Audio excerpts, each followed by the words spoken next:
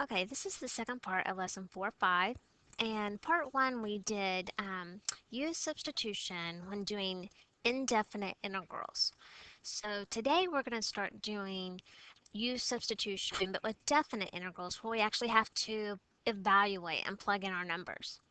So we're still going to do the first part the same. We still have to locate our u and then write down our du. So in this problem, my u is going to be x squared plus 1. And I know that because I have this quantity raised to a power. So I'm going to write down u is x squared plus 1. And then we've always written down what the derivative of our u is. Our derivative is 2x.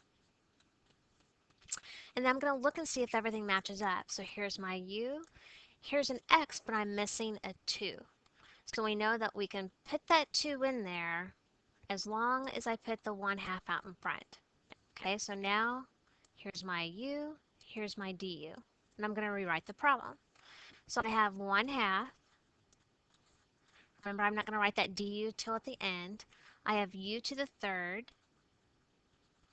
du.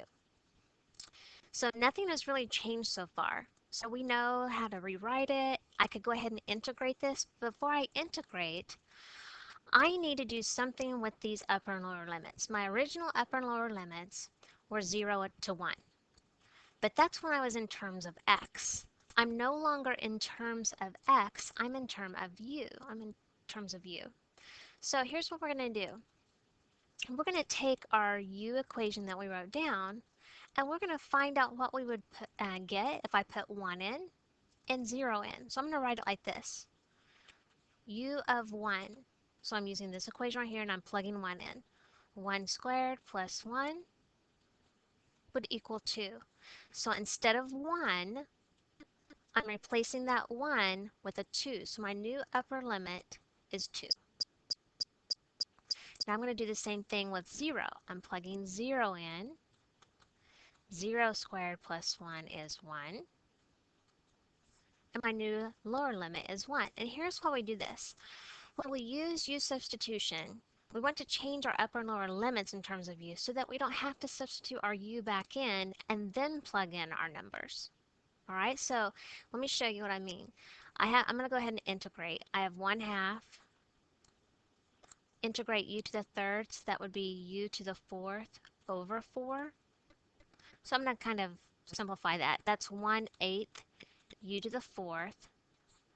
And normally then we would substitute our u back in and then evaluate from 0 to 1. I could do that and get the same answer. But if I can save work, I want to save some work.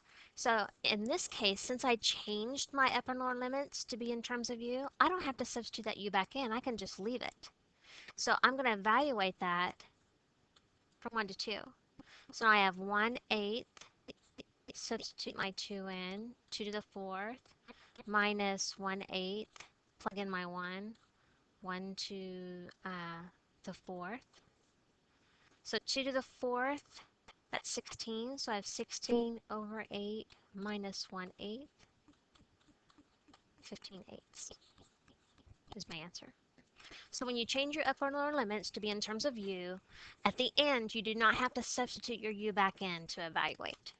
Okay, now if I didn't change my upper and lower limits and I just substituted my u back in, I would keep my 0 to 1 and evaluate, and I'd end up getting the same answer, 15 over 8.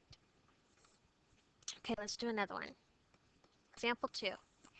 So first of all, I have to figure out what my u is going to be. Remember, my hint is I'm always going to check what comes after the sine or cosine. So my u in this case is 2x. The derivative of 2x is 2. And the good thing is I have everything there. There's my u, there's my du. So I'm going to rewrite the problem.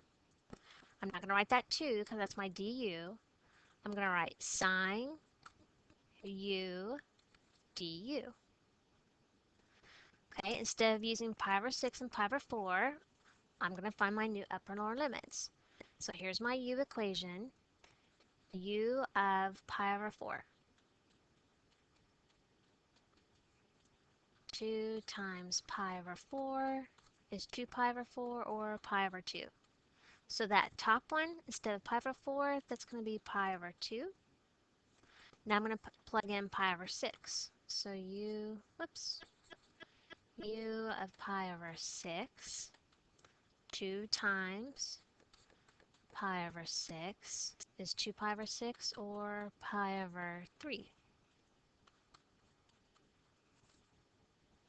So I'm ready to integrate. So to integrate sine u is negative cosine u,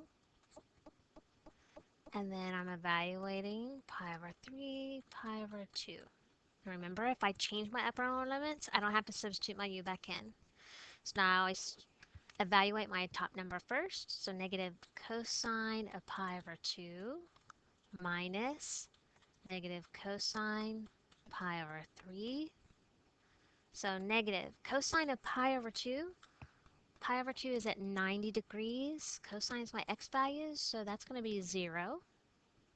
Negative times negative is a positive. Cosine of pi over 3 is 60 degrees. So the cosine of 60 degrees is 1/2. So my answer is 1/2. Okay, example 3. I have to write down my u and du. So my u is whatever's being raised to a power.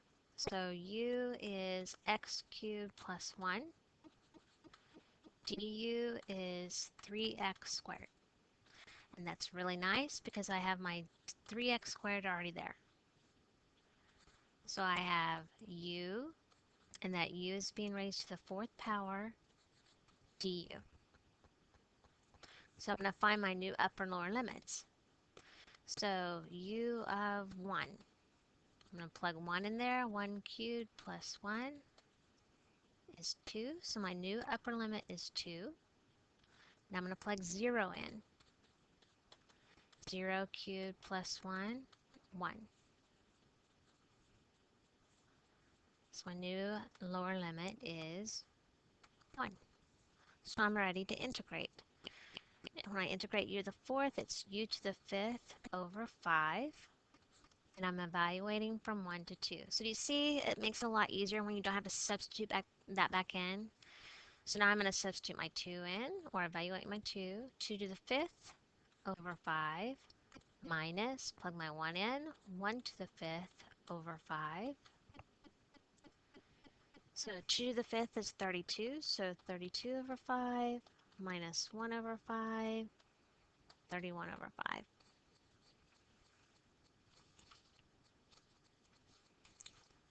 Okay, example 4.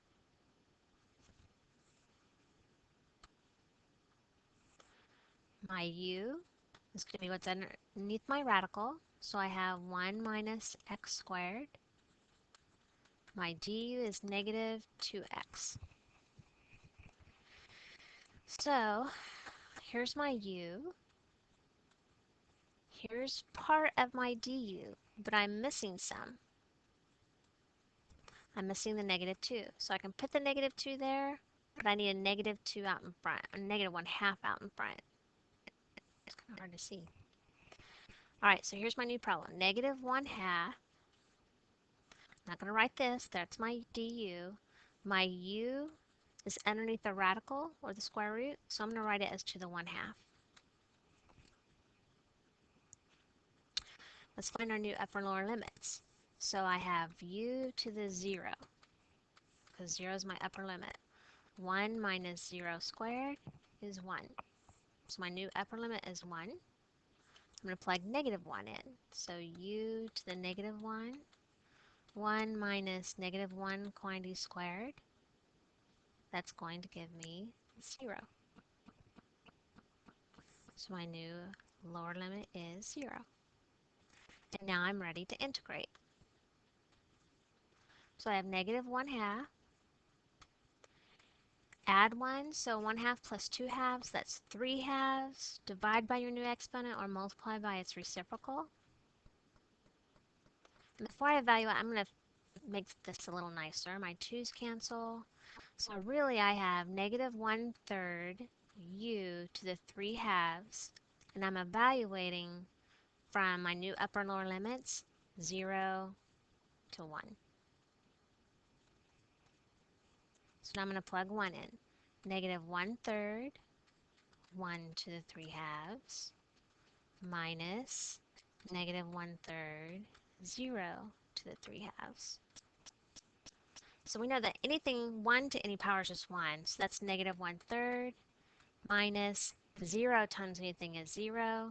So my answer is negative 1/3.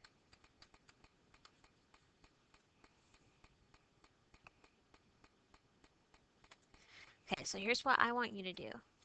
On example 5, I want you to try this on your own. Tell me what your u is and your du if you can't do anything else. Okay, same thing with example 6. Tell me what your u and du will be. See if you can work it out. See if you can find your new upper and lower limits. Okay, we're going to do number 7 together because number 7 is a little different. Okay, on 7, they didn't really give me an equation. They just told me, okay, this is g prime of 3x. We can still figure out what my u is.